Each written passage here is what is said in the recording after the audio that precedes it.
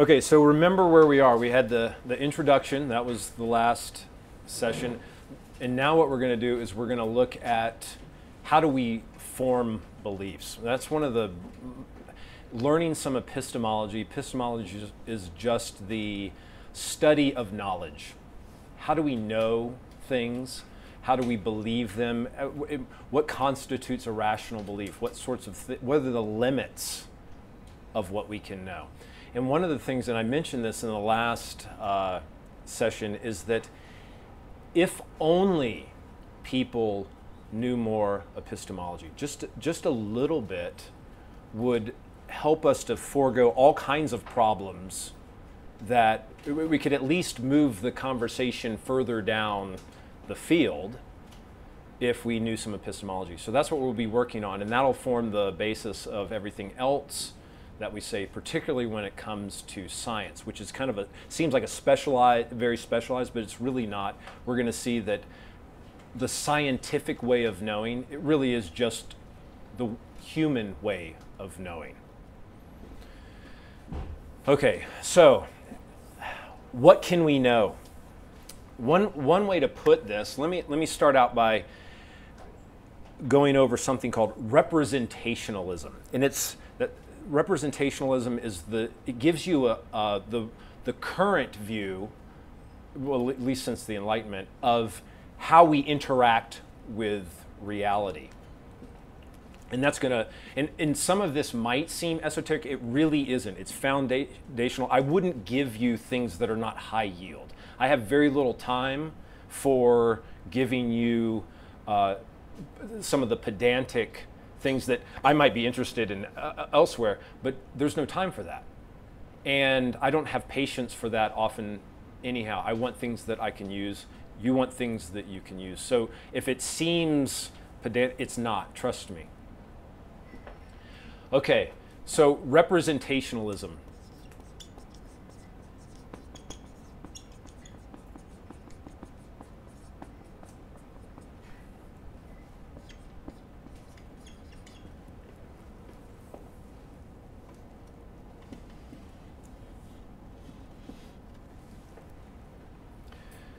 Okay, so usually I'll put it this way. So we'll have a human perceiver.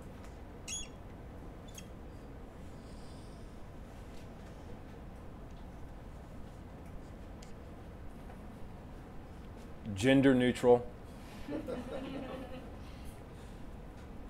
So here's a perceiver. Let's say that you're looking at something, just an ordinary garden variety, middle-sized object, a tree.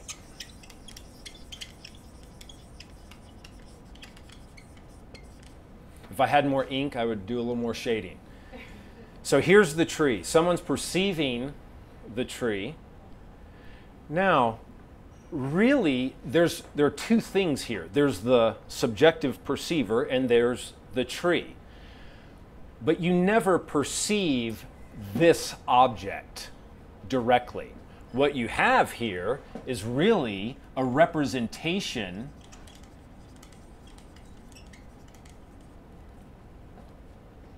sans shadowing in your mind.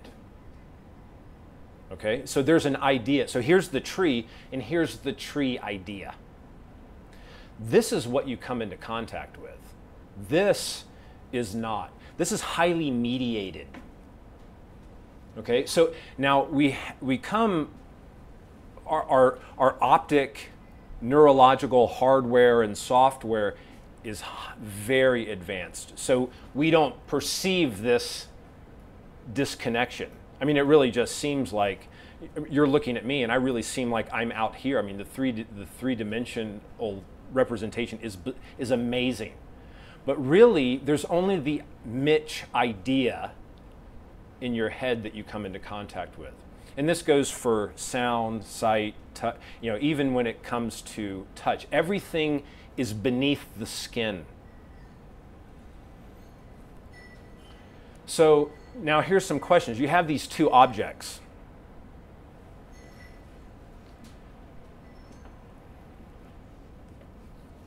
Presumably, first, one question, that there is an object out here. right? There is this external world, we would say.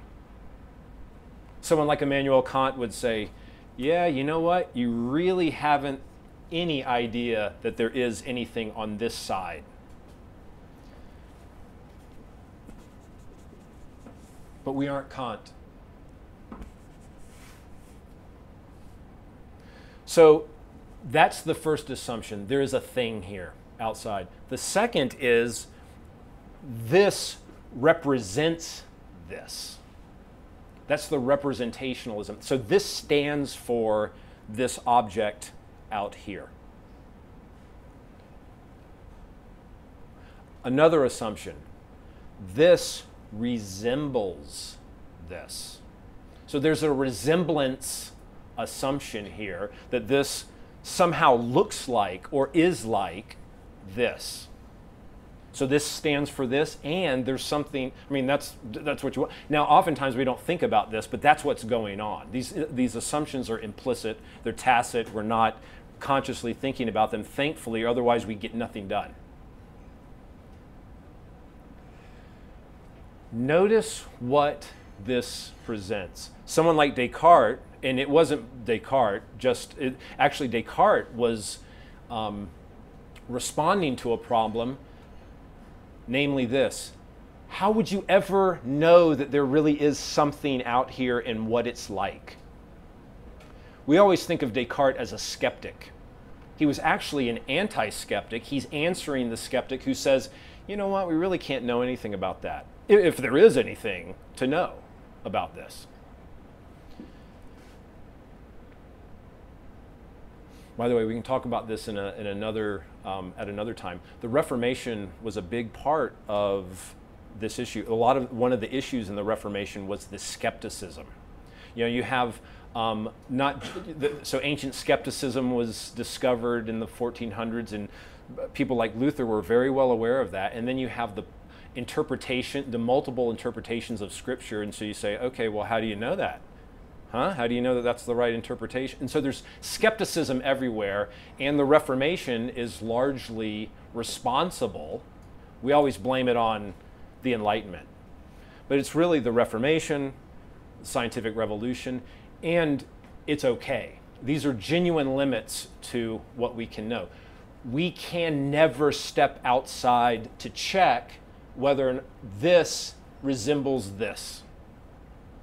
There's your limit right there. Instantly, you're having to assume all kinds of things. There is no argument that I can give you that's not circular that would show you or convince you, or it shouldn't convince you, that this resembles this, that there's something that this represents and all of that. There is no argument. That's the lesson of epistemology, the modern lesson. You assume that this situation is good and reliable and you're connecting with the world, or you're a skeptic. You've got no other choice. So when I say you just kind of assume it, you just take a leap of faith. We're going to see that this notion of faith is something, these assumptions, taking things by way of testimony, is going to become very important. Okay, so that's what you're stuck with, everyone. This is you, this is your limitation, get over it. Okay, deal with it. That's what we have to do. Of course, as Christians, we have a designer, a gracious designer who has designed this connection in such a way where we are reliable. But what if you had to prove, you had to somehow support with an argument that this indeed is a reliable, you're cognitively hooked up to the world properly? How would you go about that? Say, yeah, no. There is an object out here, and this resembles this. Well, one way you can do this is to what's called, you might call it the track record method. You look at how you're obviously here, you've survived quite nicely so far. right? You've navigated the world, avoided cars, and I mean, well, we'll see. I mean, like, the jury's still out. There's a dangerous road out there. You've survived. Every time you've gone to sit down, there's been a chair most of the time. So there, you know that things are reliable. When you go toward, you know not to put your hand in fire.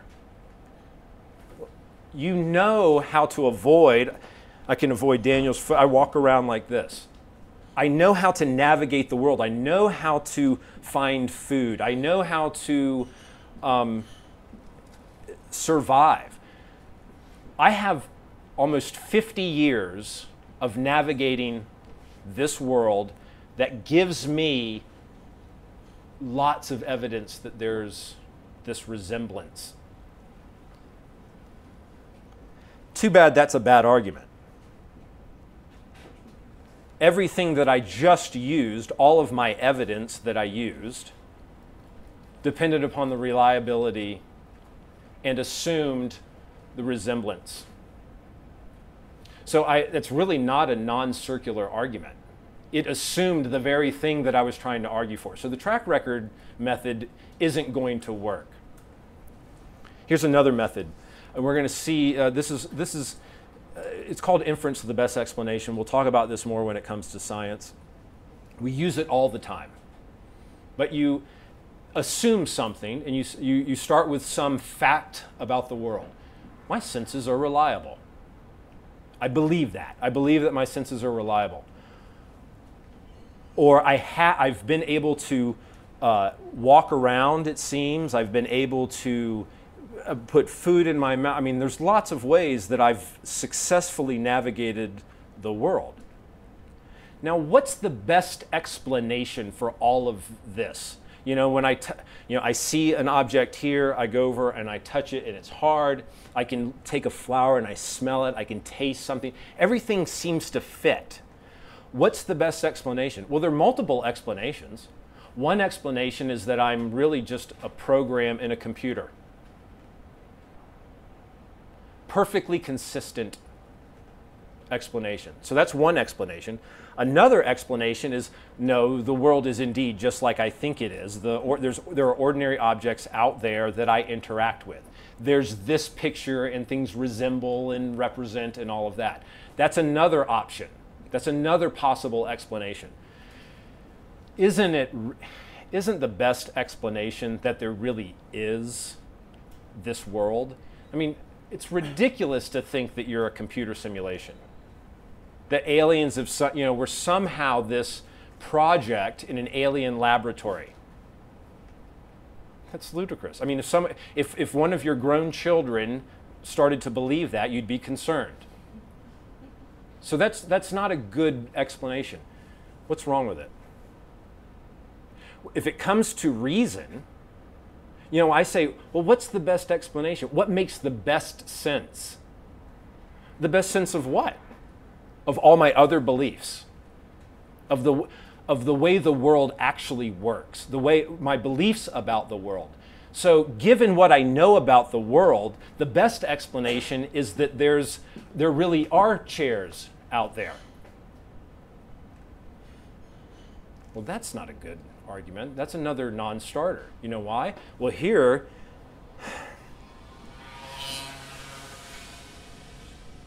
where do all your beliefs, all that evidence that causes you to say, well, this is the most likely explanation, the best explanation, all of that presupposes that there's a material world out there. So inference to the best explanation, if you're just going by way of reason alone, remember, reason is that's the ultimate virtue oftentimes today.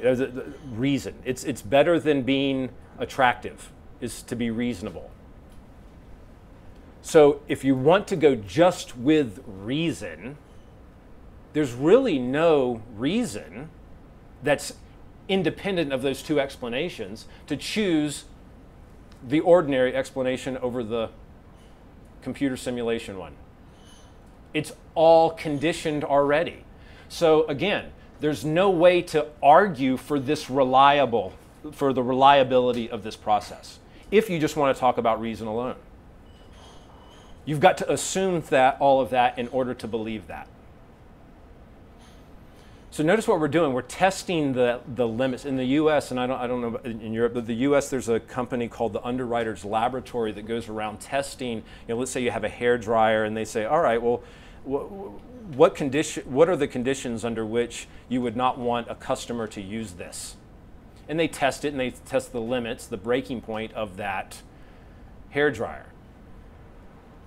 We found that one of those is to put a plug into a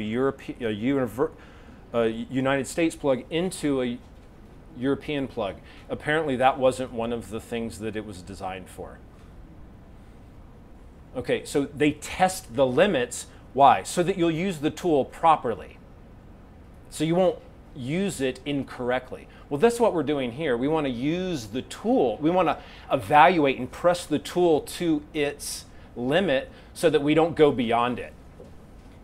So when you have someone say, let's say you're Richard Dawkins, and you go, and let's say I happen to bring up to Richard Dawkins, I just happen to get the opportunity to talk with him. Let's say I'm fortunate enough to be in that position, and I say, so you like reason, right? So well, what about this situation? Can you use reason to adjudicate between this explanation and this one? He goes, what are you talking about? That's ridiculous. Wait, it's ridiculous. Why? Just because you don't fancy it? If you like reason, then if you think reason is the only way to get to truth, or it's the ultimate way, or it's the foundation, then you're stuck. You have to ignore this problem, which is normally done. Naturalists tend to just go, nothing to see here. And let's move on to showing how science has shown that God doesn't exist. How about science showing that this is reliable? Well, it can't.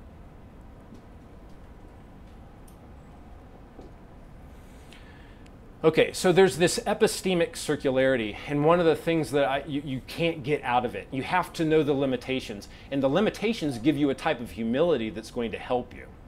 Epistemic humility is something that we all need to learn. Darwin said, he's said to have said this: ignorance more frequently begets confidence than does knowledge. A lot of times the most confident, arrogant people are the ones who know the least.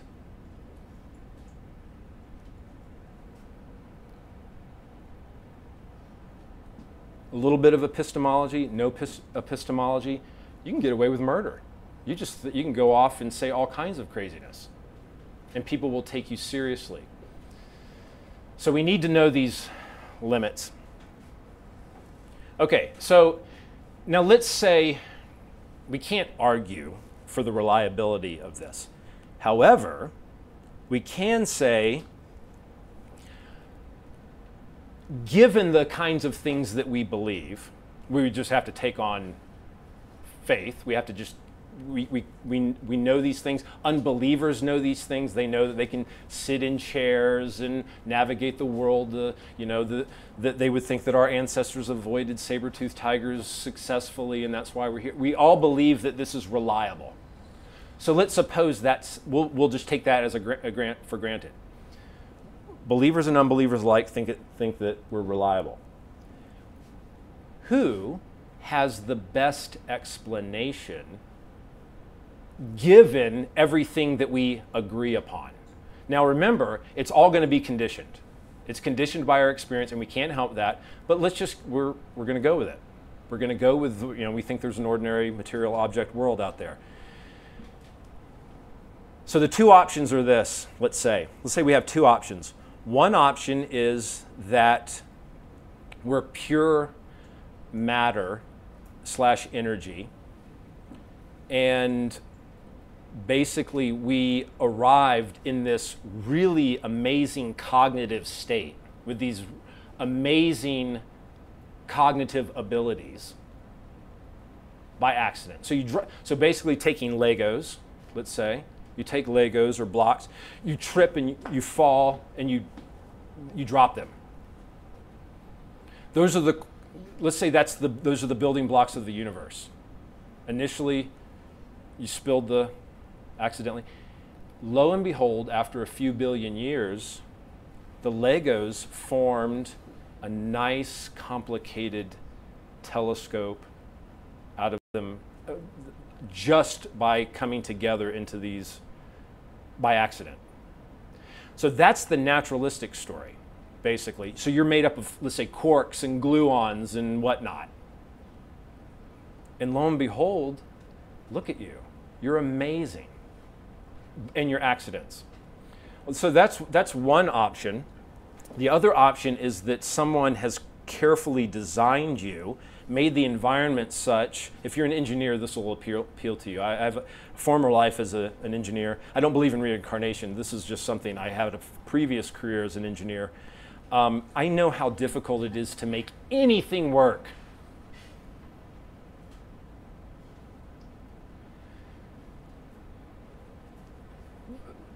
Whenever we made mistakes and spilled things in the laboratory, it didn't go well ever.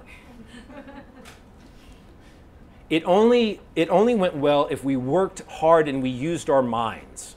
Well, it seems like, so we have this other alternative that we were designed for this environment. Our environment was created by the same person who designed our cognitive faculties and our physiology.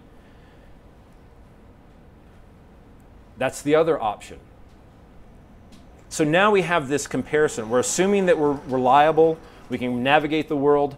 What do you think is most likely, just in terms of probability and what we know about the universe? Let's say given all of our scientific knowledge.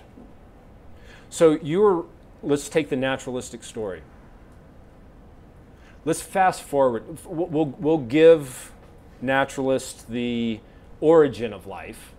Okay, so out of inert dead matter, there's living organisms. Okay, we'll give them that. No problem. Now what we do is we say, all right, fast forward, and now you have primates running around on the plains of the savannah, let's say, or whatever the contemporary story is.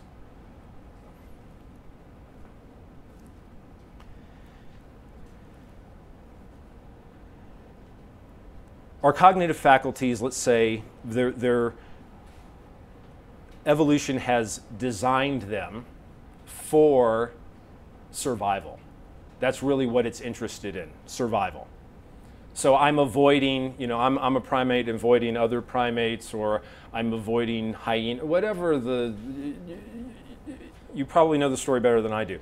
But what I've done is have these cognitive faculties that have helped me in navigating the savannah. Okay, those same faculties now, given the time from the savannah to here, or whatever the story is, that time till now is a blink of an eye. Those pretty much the same cognitive faculties that I just needed to, in order to run fast and be able to find food or a mate or whatever. Those are actually so fine-tuned that I could come up with highly theoretical beliefs about unobservable reality like quantum theory. I know about quarks. I can somehow create a theory about quarks,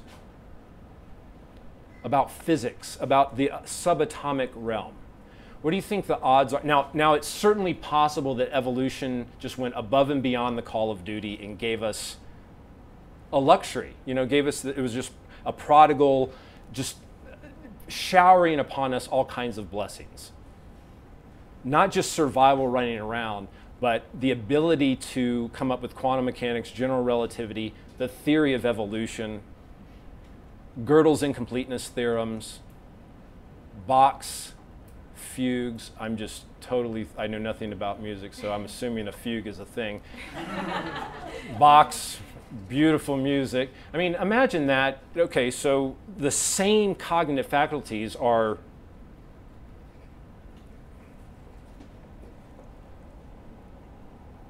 used to develop those amazing things. It's possible, I suppose.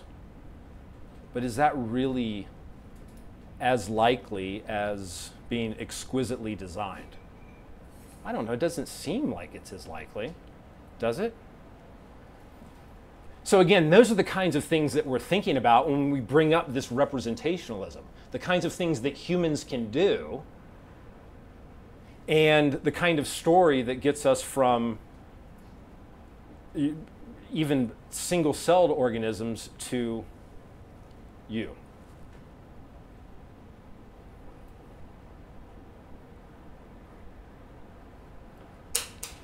Now, one of the things I want to look at too is we're talking about beliefs and we're talking about the limits of what we know. And we want to get to the notion of faith. We want to understand faith more. In order to do this, I want to talk about the structure of our beliefs, what philosophers call noetic structure, the structure of our minds. And it's not that complicated, as you'll see. Let me give an example. Vlad.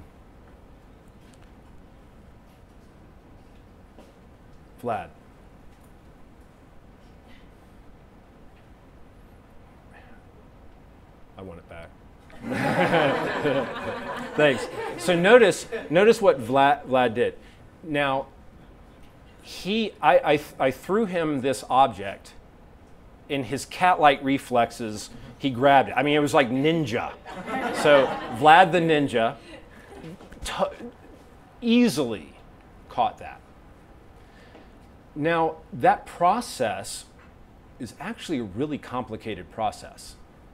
So here's what he's doing. His sense perception, he's seeing an object coming through the air. I mean, he's interpreting it as something coming through the air. Really, he's just seeing shapes and colors moving in a certain way, and he quickly and deftly catches it. That belief that there's an object coming at me, let's say a marker coming at me, like, why is he throwing this at me? You know, like, there's all kinds of beliefs that are racing through his mind, but they happen like that. He just finds himself with the belief. This is why we flinch. We just find ourselves with beliefs. You know, I see a chair, I go and I sit down, I see, you know, my phone is here, there's, oh, an amazing, this thing, we will use this later. I fell in love with this. I just see these objects, but I just find myself with the belief that there's a beautiful scale here.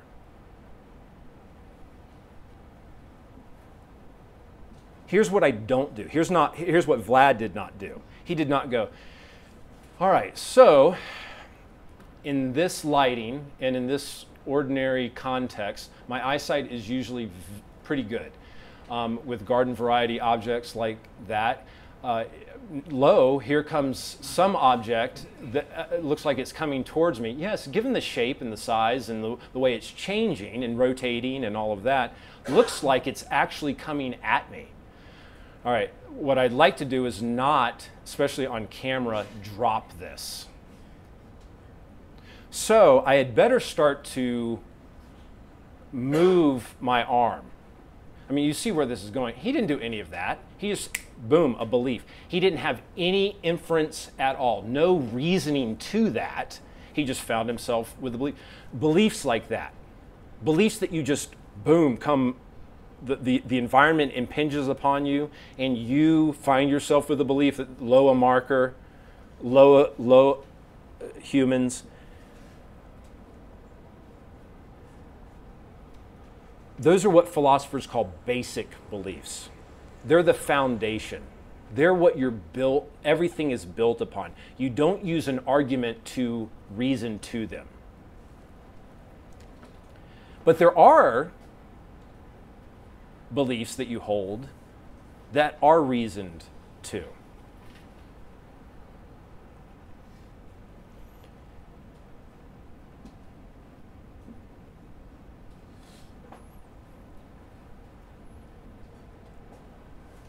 So there's two kinds of beliefs. Arguments that you don't reason to, that you just find yourself believing, and arguments that you reason to.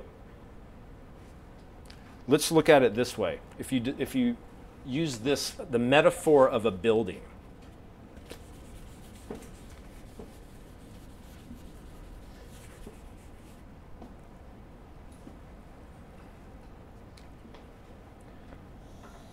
This is a very rough drawing. This is going to be the foundation of a structure, of a building, and I'm going to draw it like this. This is ground floor, it's basic. And then here's the building. Now really what these are made up of, this metaphor is a metaphor for our noetic structure, how our beliefs are structured. Here are the basic beliefs that you just find yourself believing. Here are all the beliefs that you infer. Some of them may be complicated, and so let's say you have something like a mathematical proof, and it's very, very complicated. We'll represent that belief with a brick. It might be way up here. Or it could be something very simple, another brick down here. I need a chair. I noticed that as I was coming through the hallway there were a bunch of chairs. Presumably there's still a chair there. Maybe I can send someone else to go get that chair. And there is a process. And I go and I get the chair. But here's the point. These basic beliefs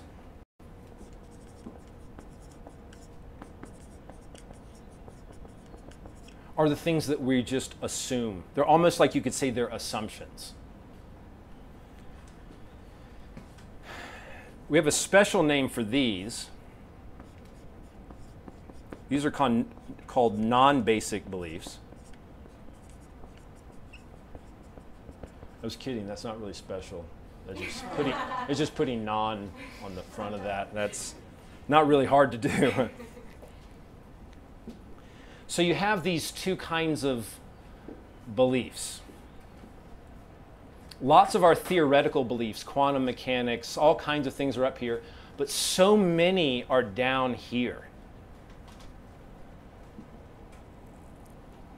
You know, and so many things that we just assume and that become, they're invisible to us. Almost.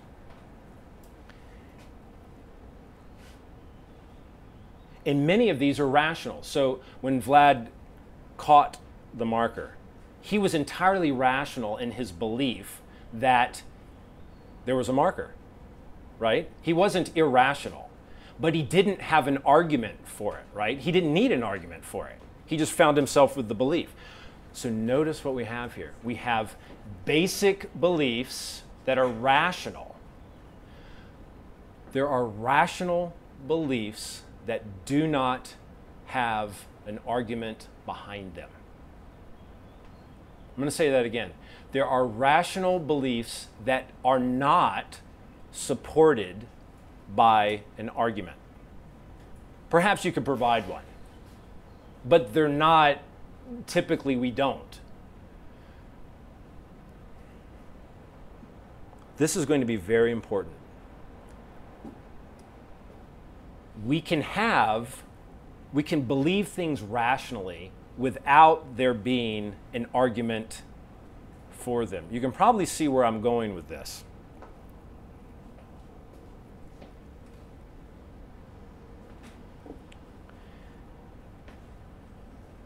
You trust your sense perception.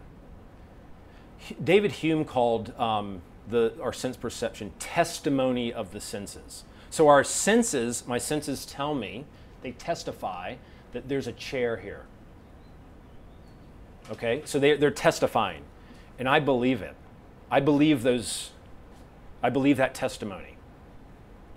There's no way we've already seen, there's no way I can give an argument to check for that testimony, to check the reliability of it. That doesn't already assume the reliability of it.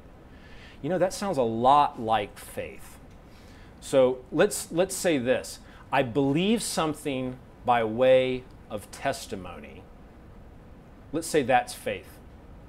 Now, there are different kinds. I mean, obviously you can have faith in different things. And when Scripture's talking about faith, it's talking about something more specific. But it is talking about believing something by way of testimony. Whose testimony? God's. So believing by way of testimony just is faith. Well, and remember, I'm just quoting David Hume here. So it's totally proper to do that. It's not like I'm being biased. Testimony of the senses. My memory. The fact that I remember having a delightful cup of espresso not too long ago. I just find myself with that memory. There's a testimony there that I'm trusting.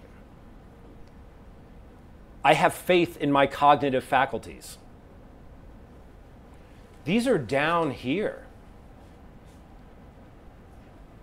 The other thing is that they're also rational. So notice I put two things together that tend to not go together: faith and rationality. So if faith is believing something by way of testimony, then faith is all over the place. There are different kinds, but it's all over the place. The fact that your parents are your parents, I don't want to cause anyone any distress, undue distress, but the only reason you believe that your parents, or the main reason that you believe your parents are your parents, is because they've told you that. Now, of course, you can have secondary evidences. Hey, I kind of look like that. My wife, she actually didn't find out she was adopted until she was 21. And I remember looking at some of the photos of her and her adopted parents and thinking, oh, there's some resemblance there.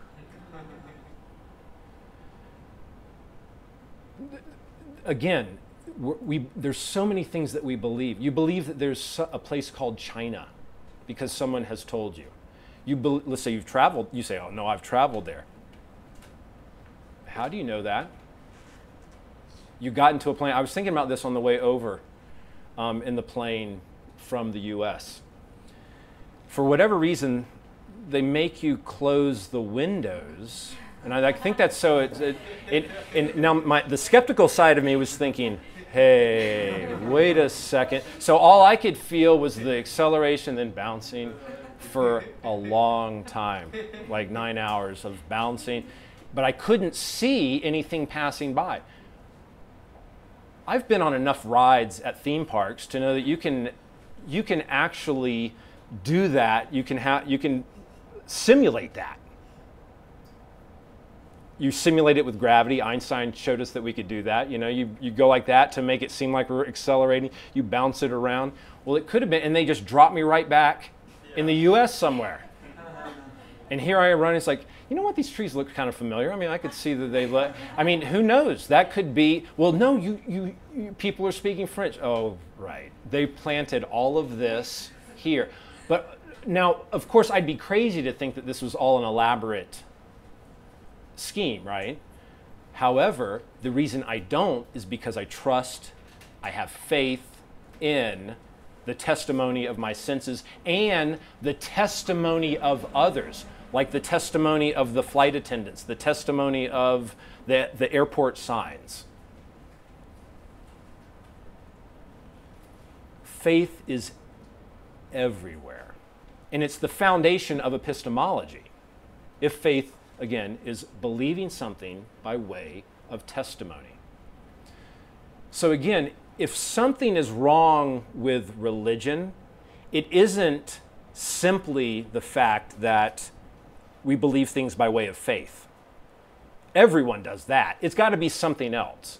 And we'll look at, okay, well, maybe what is that? But it's not because there's this dichotomy between faith and reason. Reason is dependent upon faith.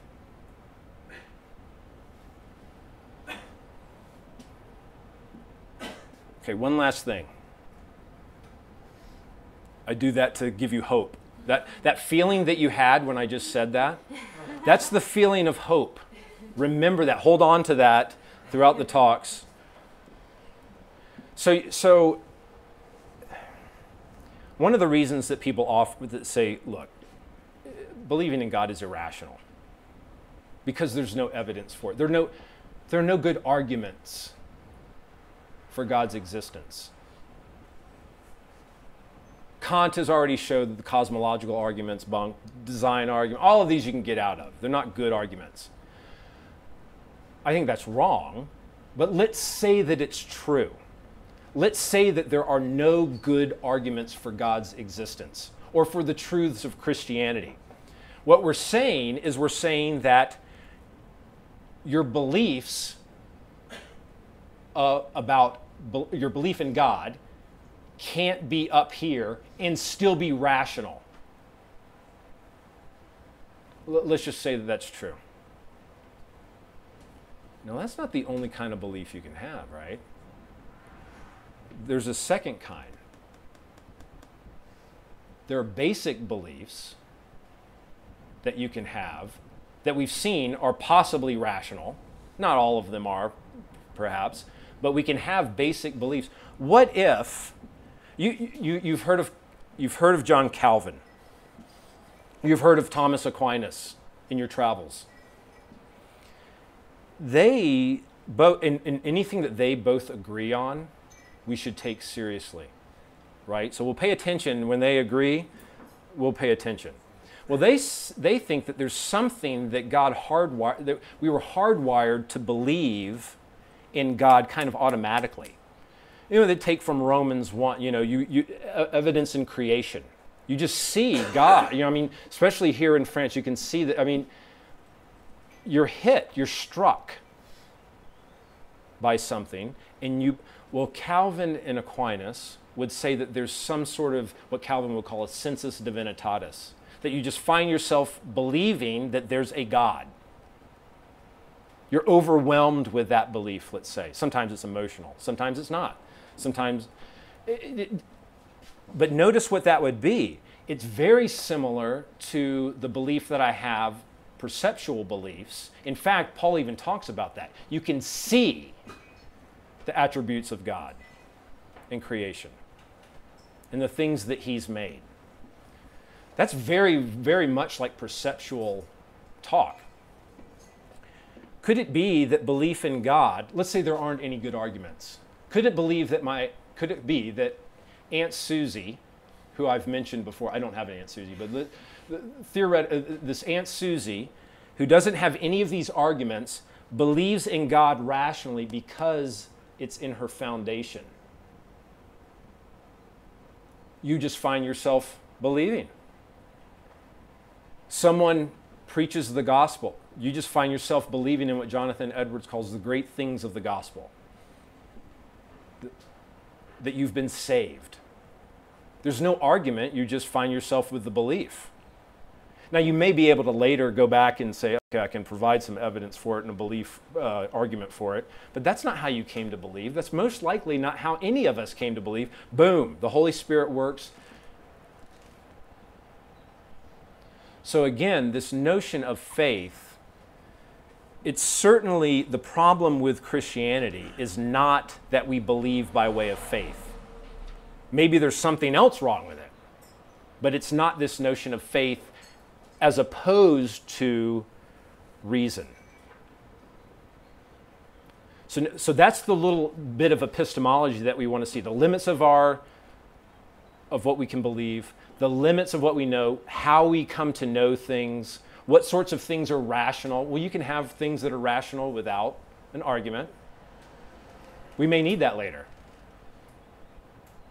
But getting this straight first is what is most important. We can't move past and talk about other things in science without understanding this, because most scientists are human. And they have the similar cognitive faculties that we do.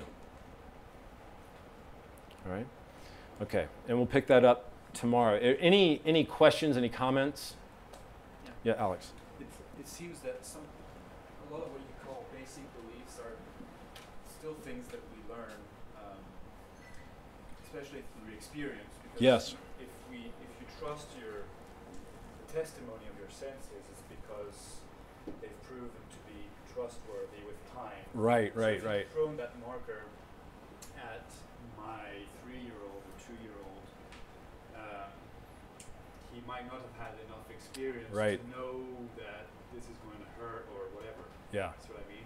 Yes. So, is it right to say that maybe some of the basic beliefs are hardwired and others are learned with experience? Yeah, so the question is, so when it comes to this notion of basic beliefs, and our experience does seem to help our abilities to react quickly. And so does seem to be this learning aspect to it, this training aspect to even basic beliefs. And I think that's entirely true. I mean, there's two things to say here. First, it's amazing what infants can know with much experience at all, in how they can react to things, how they tend to react. So there are some things that come just hardwired in cognitive development. You can see it's fascinating. However, we do know that our physiology can be trained. You know, you think of baseball. I mean, you don't just hitting a baseball is something that's very, very difficult. It's very difficult to do, and you need to be trained that. However, there is an aspect of where it can become automatic, and you're training that. And it's not. Some of it might be epistemic, epistemological, but I think a lot of it too is just physiological. And so some beliefs end up just the beliefs that are formed by our cognitive faculties. Our cognitive faculties do develop over time. And they can deteriorate over time, I'm finding, as I get older. Memory is not something that I can take for granted any longer. You know, it's just one of those things. So you can improve your memory can go, it can decline.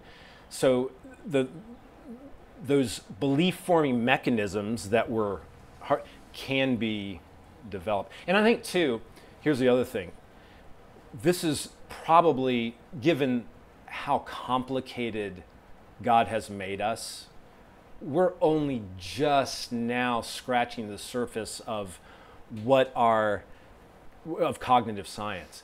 This is probably just a very rough sketch that the details are going to be worked out. There are even some, get this, I did some of this in graduate school where I looked at some of the studies. There may not be things, we talk about beliefs, but there may not be actual entities that you could point to or that are beliefs. Now, it's a way of speaking, and it's helpful, and it doesn't mean that we don't have beliefs in some sense, but it may be that they're metaphors for some other way. This too might be. I don't want to, we want to make sure that we don't oversimplify that. Anything else? I guess I would just add in response to Alex's question as well. I think there's also an important difference between the physical reaction to the object coming at us, and the belief that there is an action, or that there is an object coming at us. And maybe that's kind of what you were getting at, but I still think that those can be considered basic beliefs, because at the point, if there is a point at which we're required to develop something, some cognitive ability to get to that point, it's no longer a basic belief in my mind. I just don't see how that could still be a basic belief. Yeah, and this is going to be, so we go back to Vlad catching, did he really have a belief? Like how much? I mean, and this really does become something of an issue. How much of our folk psychology, as I was referring to, should be taken seriously? However, what we do know is that there are certain things that we're calling beliefs now that is going to, whatever we end up calling them in the future, the things will remain, and they are automatically formed and not inferred. So there's going to be some, but you're right. There may be some vagueness in when that occurs, and how to distinguish between these two. Yeah. Because when you threw the pen, the marker, it seemed to me it's just like a reaction or a reflex. Right. Something not so complex. We should lower Christianity from non-basic beliefs just to a basic belief, and put it in the same area. So the question, let me see if I understand the question. So are we going to reduce all of our Christian beliefs down to this? Not at all. I don't think, and I think this is what's going to be, what's fascinating too, is some people's basic beliefs, something that might be basic for you won't be basic for someone else, and that can change over the course of your life. So something that was up here ends up becoming here, where it's just, you don't even remember the argument that you had for it. You know, it's like kind of having a ladder, and then when you get up there, you throw the ladder away. You have this kind of basic belief. So there's going to be some, depending on the person, some changes. Depending on the time of the person, there'll be some changes. And really, we can only talk about certain, there are going to be lots of things in our lives that are up here that we can't reduce to this. You know, I think, I mean, probably the Trinity, you know, is that something that took a lot of work to come up with. You know, you're looking at the data of Scripture and finding, okay, well, what's the best explanation for this data? Well, one explanation is the doctrine of the Trinity. Well, that's going to be way up here. And so I think it is, so when you get into the details, but the thing that I want us to realize right now is that it could be just a belief in God and figuring out what that looks like. Sometimes Aquinas will say, you know what, it's kind of different people have these fuzzy ideas of what God is, but it's still this propensity to believe in something other.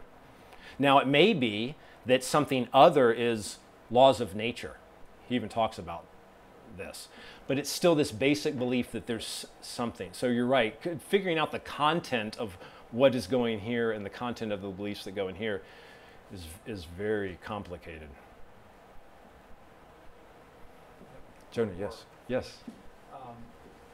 As I try to make sense of what you're saying here as well, when we look at this question of beliefs, are we really at our core asking questions more about the nature of justification? Because when I think about the traditional kind of tripartite analysis of knowledge, justified, right, true, belief, that sort of thing, belief doesn't seem to so much be the problem for epistemologists as much as the question of justification. And so right, when just based on your talk too, that seems to be the issue, because you have skepticism down here, right, and you have absolute certainty up here. We're somewhere on that scale, right, kind of stuck struggling to make sense of the belief, and at what point can we justify the representation, yeah, or exactly. whatever it is. So yeah, and that's an excellent question. And in fact, both things are going on. There's the psychology of just belief formation. So notice what I did is I started out saying, look, how do we form beliefs physiologically? Well, it looks like there's some things that are not inferred, and they would go in here. Some things that are inferred, and they would go up here, beliefs that are. Then I brought up the notion of rationality. Now, and I said, well, given the belief, you know, when I threw the pen or the marker to Vlad, he had a rational, basic belief. So there's two things going on. Where in the structure does it fall? And that's just a physiological, cognitive question. But then there's do you give it the evaluation of that belief? Is it a good one? Is it justified? Is it rational? Is it warranted? Yeah. So and that becomes more of a value judgment about the beliefs. So you're right. Both things are going on there. I've got another one too. Jonah, you. I appreciate what you're saying too about the relationship between faith and reason. I think that's really important, because one thing I see in the history of Christian thought as well is a tendency to use faith as a cop-out, as a way of distancing ourselves from reason, so that we're no longer victimized by the scientist or by the rationalist or whatever. I think of Kierkegaard, for example. Exactly. Yeah.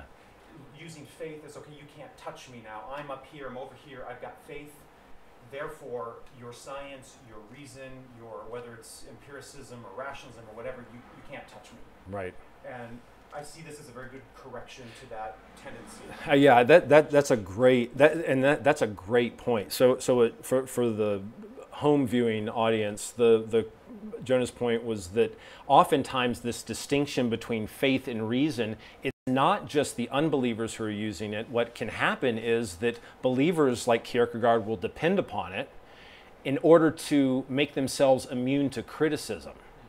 And that happened a lot after the Reformation, where you get skepticism versus dogmatism. And in order to make yourself immune to the rational arguments, you say that there's this faith. And that way, you're untouchable. You can believe with impunity and not have to deal with the messiness of being uncertain, like you were talking about the gradations of confidence in belief. So very good point. Very good point. Yeah, Wilbert. Can you say something about the relation between rational belief and truth? Can you have rational beliefs that are not true? Good. Yeah, that's an excellent question. And there is usually, so you have, the question is, what's the relationship between rational beliefs and the truth? Well, those are two different things. You can have rational beliefs that are false. Let's say we went back to pre-Galileo. It would be entirely rational for me to believe, for anyone at that time, to believe that the earth was stationary. Now it turns out that that's false, but it was an entirely rational belief. So rationality and truth can come apart, even though the value of rationality to begin with is that you think it's an indicator of truth. So you think when something's rational, you think, okay, well, what good is rationality? What good is a rational belief? Well, because most likely a rational belief is a true belief. Most likely. That's given our view of rationality. But that's not necessarily the case, and they can come apart. So truth is really something. Now, at the same time, you don't want to stumble upon truth accidentally. You know, you can have a true belief. Let's say I read in a comic book about Superman, some of the goings on in a red star, you know, some sort of star or the sun, and I come to learn a truth about physics through a comic book, and that's the only place I knew about it. Well, you know, I mean, that maybe there's some truth in comics, but you wouldn't want a physics professor, or you wouldn't want you'd be. I know I would be upset if my 14-year-old son said something amazing about the physical workings of the universe, and I said, "Where'd you learn that?" It was a cartoon I watched. I mean, I'd be okay, you know, I'd be a little. He didn't come about it in a reliable process, so I don't know if his belief might be true, but it might not be rational. At least it wouldn't be rational for an adult to come to believe that way. So rationality and truth, they're supposed to go together and track, but they can come apart, and they often do. You right now have rational beliefs that you're entirely rational in believing, that are false. I hate to say it. Now, if you knew what those beliefs were, you'd jettison them, but you don't. So you probably have a lot of false beliefs that are entirely reasonable and rational. Okay, so I think that's it. We'll see you next time.